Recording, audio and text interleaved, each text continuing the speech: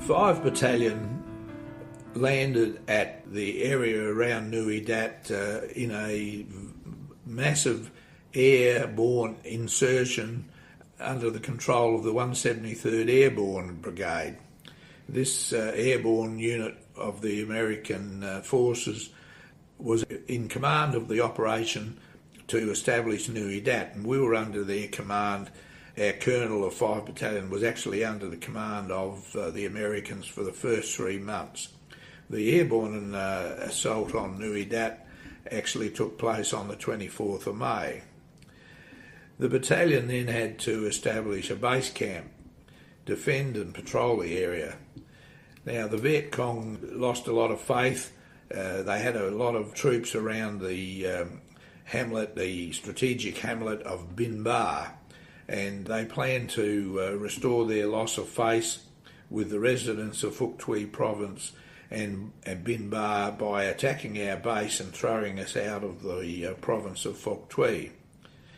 The Viet Cong 274 Regiment began probing our perimeter lines and planned to attack us on the night of the 12th of June. 6th Battalion had only just arrived and were only moving into their task force positions. 5 Battalion usually had 1 or 2 companies out patrolling and in ambush positions on the countryside. Therefore, we were always under strength at the Nui Dat base.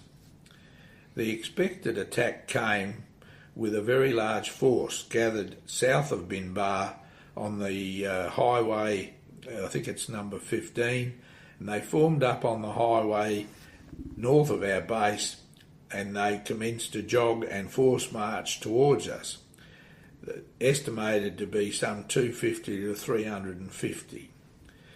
Now, this was one occasion where military tactics and planning worked, and this enemy force was reported by a small listening patrol, a 6-man section that was located along the highway in the rubber plantation, the Michelin rubber plantation, and they radioed the enemy's imminent arrival.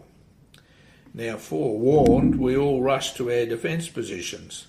At that time, they were only shallow shell scrapes, because we hadn't had time to dig deeper fire pits or erect proper barbed wire obstructions. The Viet Cong were massing in the front of our positions.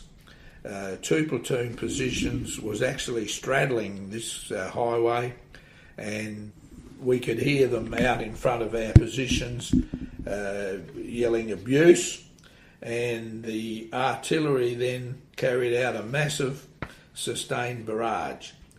Also, with our battalion mortars providing illumination with star flares, they brought the fire down on our positions, on our perimeter, and there was shrapnel landing only metres from our positions.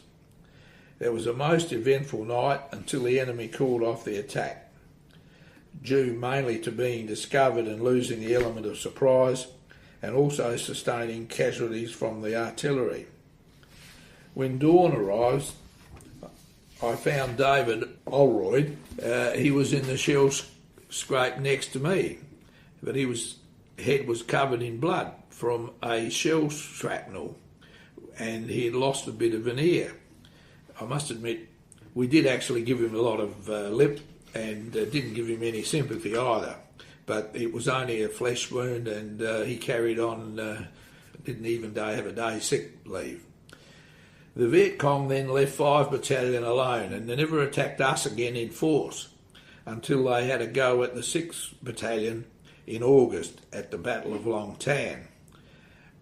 I have often thought about those 6 men at the listening post who raised the alarm and had to remain in their positions and hearing the massive artillery and mortar battle, and remained there quietly as the many hundreds of Viet Cong retreated past them in utter confusion with their wounded.